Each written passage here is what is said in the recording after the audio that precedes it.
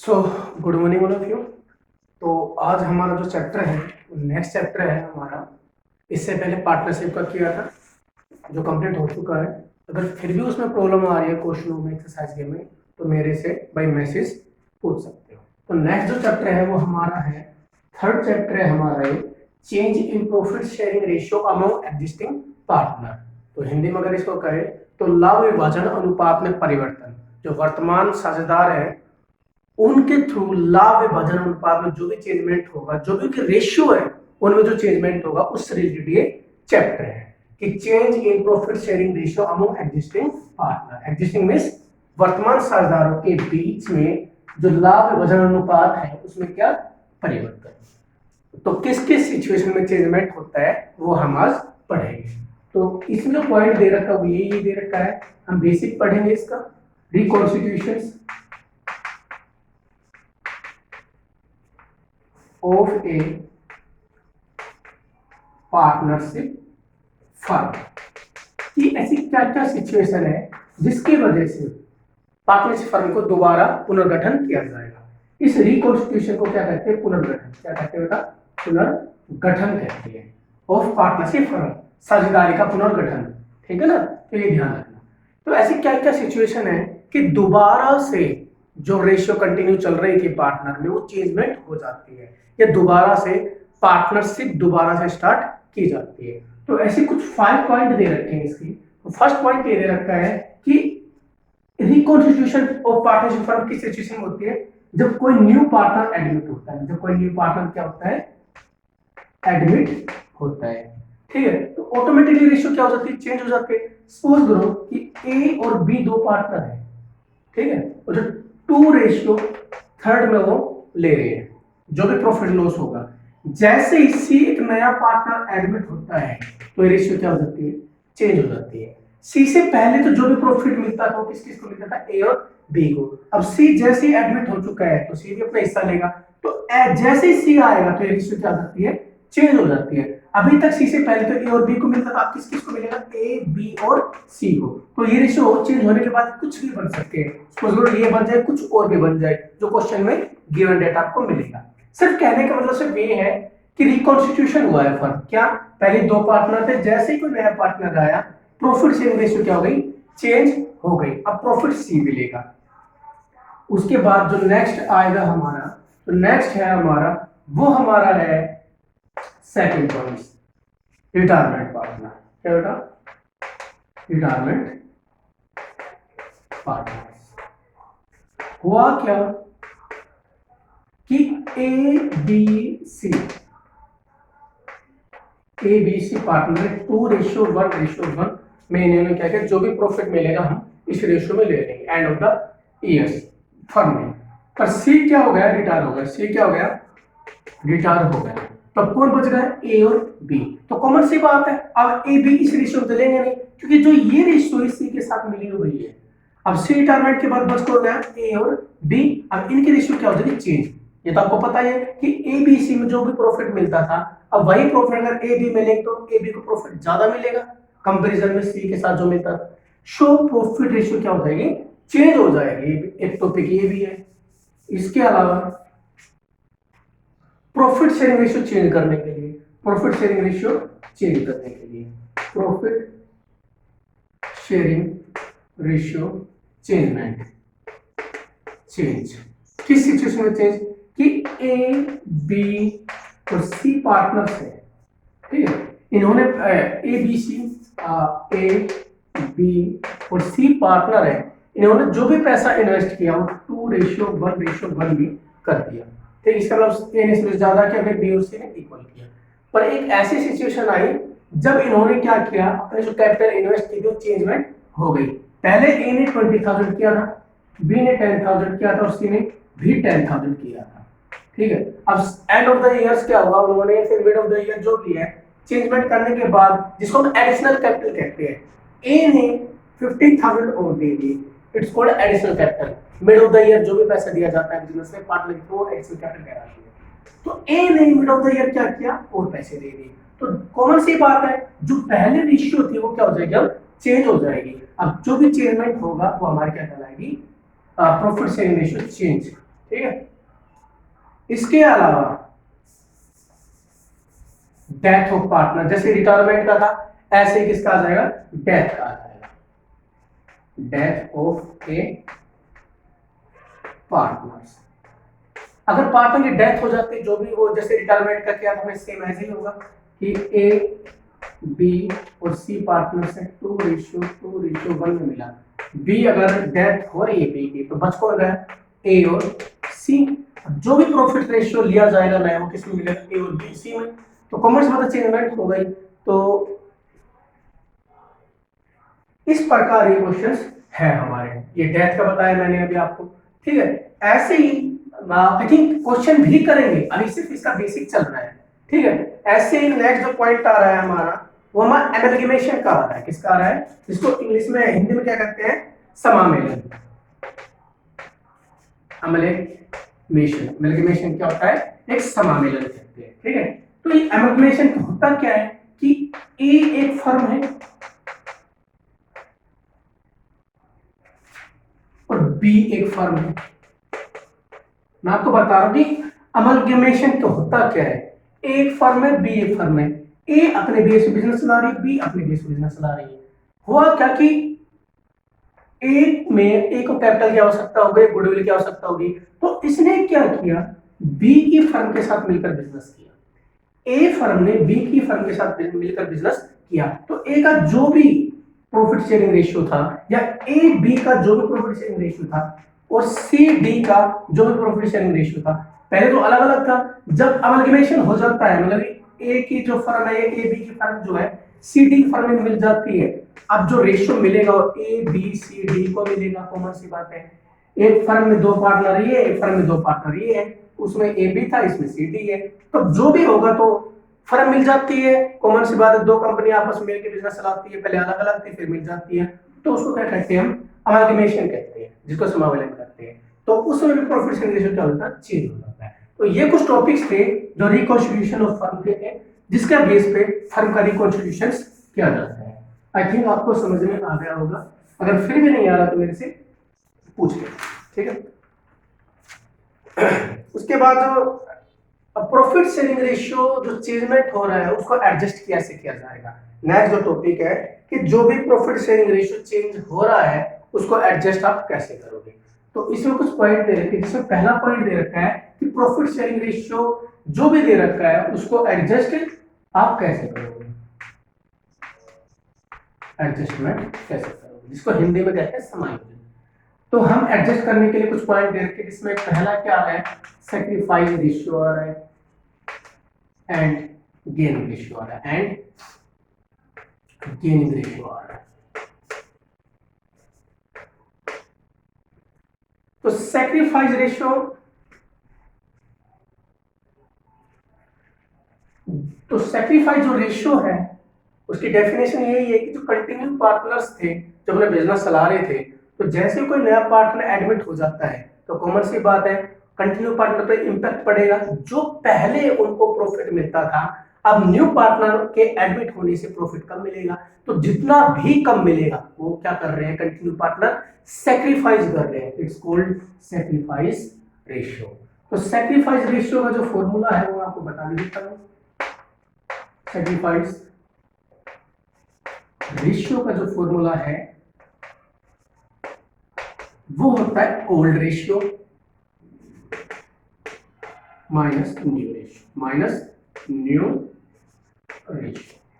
तो जो old ratio जैसे कि ए बी पार्टनर जो अपने बिजनेस चला रहे हैं उनकी जो भी रेशियो है, जैसे न्यू पार्टनर एडमिट हो जाता है तो न्यू रेशियो आ जाती है, ठीक है। सपोज करो कि ए और बी 2 पार्टनर है, 2:1 है, ठीक है। सी एक नया पार्टनर क्या हुआ है, एडमिट हुआ है, तो अब जो न्यू रेशियो बनेगी या जो अब जो नया रेशियो आई सी के शामिल होने के बाद 2:1 आ गई, तो आपने क्या करना है, अगर सैक्रिफाइस रेशियो निकालना है, सपोज करो ए का सैक्रिफाइस रेशियो निकालना है, तो ए का ओल्ड रेशियो, ये हमारा क्या आ गया, ओल्ड रेशियो, सी के एडमिट होने से पहले, सी के एडमिट होने के बाद ही क्या आ गया, न्यू रेशियो। तो ओल्ड रेशियो में से न्यू रेशियो माइनस करनी है, तो ए की सैक्रिफाइस निकालेंगे तो ए का ओल्ड क्या है 2/3, ए का न्यू क्या है 2/4।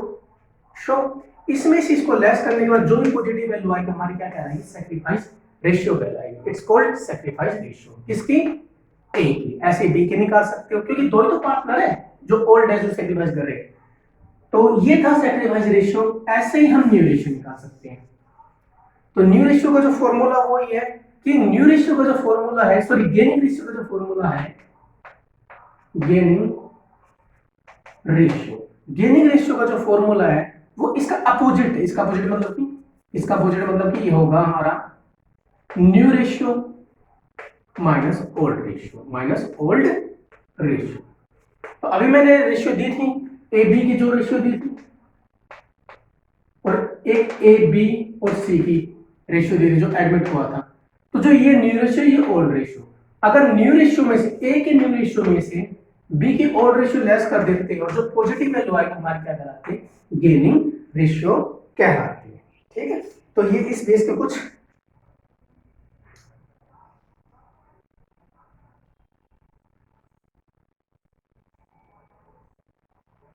क्वेश्चन है जो हमारे कहलाते हैं। मैं गेनिंग रेशियो बता भी देता हूँ कि कोई भी कंटिन्यू पार्टनर है, अगर कोई न्यू पार्टनर एडमिट हो रहा है तो वो कंटिन्यू पार्टनर से जो हिस्सा अचीव कर रहा है, जो हिस्सा प्राप्त कर रहा है, इट्स कॉल्ड गेनिंग रेशियो।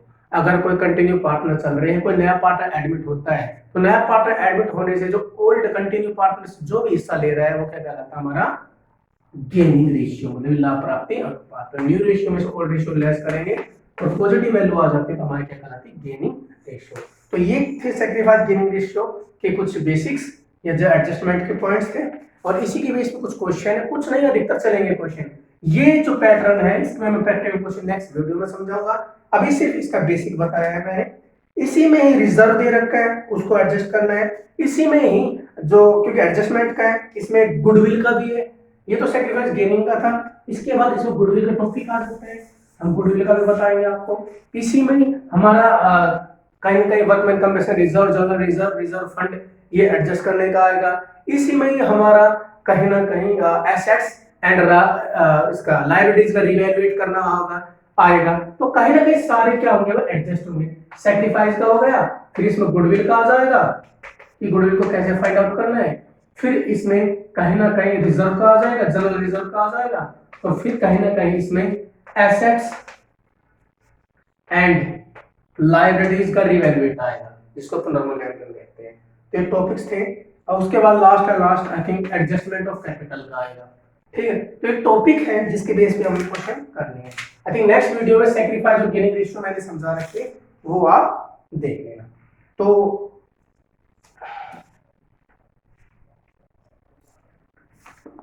ये कुछ टॉपिक्स थे जो मैंने अभी बताए हैं आपको, और इसके बाद नेक्स्ट जो टॉपिक है वो हमारा गुडविल का है। तो गुडविल का जो टॉपिक है, गुडविल क्या है मैं आपको बता चुका हूँ। गुडविल किसी भी फर्म की क्या है? एक रेपुटेशन होती है। आई थिंक गुडविल को सिर्फ पॉजिटिव व्यू के लिए अपनाया जाएगा, जो नेक्स्ट टॉपिक है गुडविल का।